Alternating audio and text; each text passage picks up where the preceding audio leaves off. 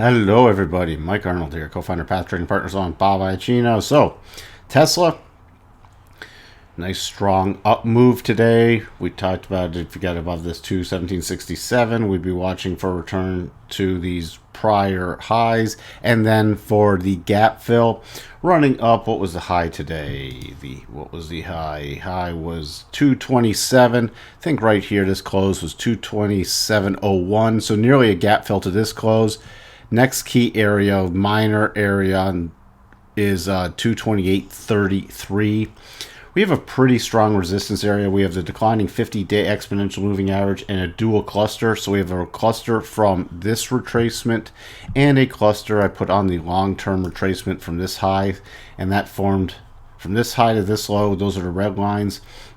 And the blue lines are from the most recent swing, forming a cluster right at this 220 mid 227 area.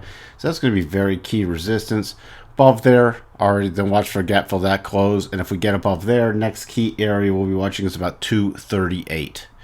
And then we still have another gap above there that would take it to right around 239.50.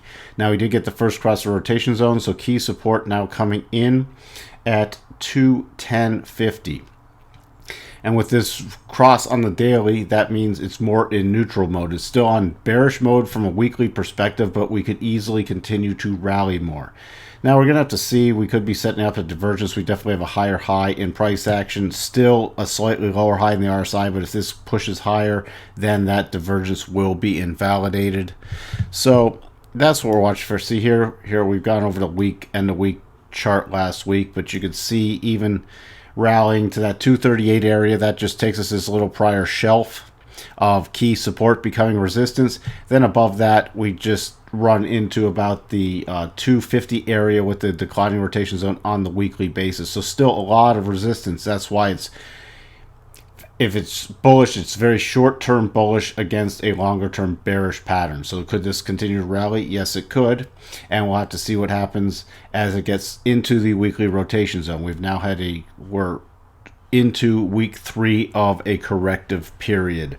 Remember, we were deeply, deeply oversold from a weekly perspective. You can see this huge down move, and now we're finally getting some correction. Just take us back into the weekly rotation zone. RSI from a weekly perspective just smack dab in the middle, coming out of deep oversold condition. That's what we have for you with Tesla, and we'll talk to everyone soon. Bye for now.